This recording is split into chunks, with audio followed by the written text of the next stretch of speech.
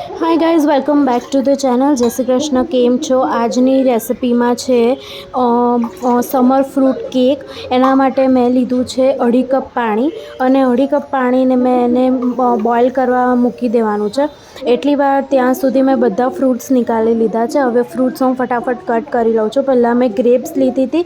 ગ્રેપ્સને આવી રીતે મેં નાની નાની કટ કરીને મૂકી દીધી હતી. એના પછી મેં લીધું હતું ગ્રેપ્સ લીધી, અને એના પછી મેં લીધું ચીકુને પણ મેં વ્યવસ્થિત રીતે કાપી લીધું હતું. થોડું નાનું નાનું કાપી દેવાનું છે. અને ચીકુ કાપ્યા પછી મેં લીધા હતા હાફ ડ્રેગન ફ્રૂટ લીધું હતું. પહેલાં તો હાફ કરી અને પછી એને પીલ કરી લીધું મેં, અને પીલ કરી અને એ ડ્રેગન ફ્રૂટના મેં નાના નાના પીસીસ કરી લીધા હતા.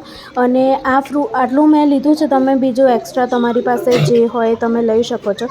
મારી પાસે ડ્રેગન ફ્રૂટ, ચીકુ અને ગ્રેપ્સ હતી તો મેં એ લીધા હતા.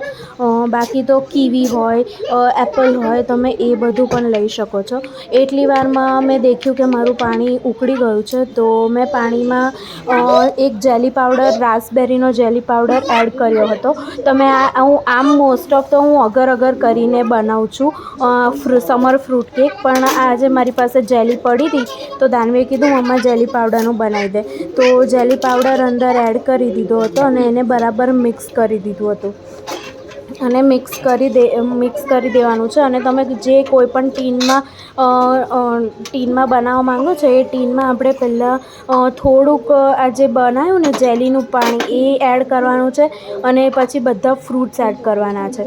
ફ્રૂટ્સમાં મને છેલ્લે દાડમ મળ્યું ને, તો એક મેં દાડમ પણ લઈ લીધું હતું. આ બધા ફ્રૂટ્સ થોડા થોડા કરી અને મેં બધા જ અંદર એડ કરી દીધા છે. અને પછી એની ઉપરથી થોડું જે જેલીનું બચ્યું હોય એ એડ કરી દેવાનું છે. અને એ એડ કરી અને આપણે ફૂલ નાઇટ, એટલે આખી રાત 8 થી 9 કલાક માટે એને ફ્રીઝમાં મૂકવાનું છે. એ ફ્રીઝ થઈ જાય છે પછી બહુ જ ફાઇન લાગે છે. આમ તો અગર અગરનું પણ સારું લાગે છે, અને આ પણ સારું લાગે છે. જુઓ.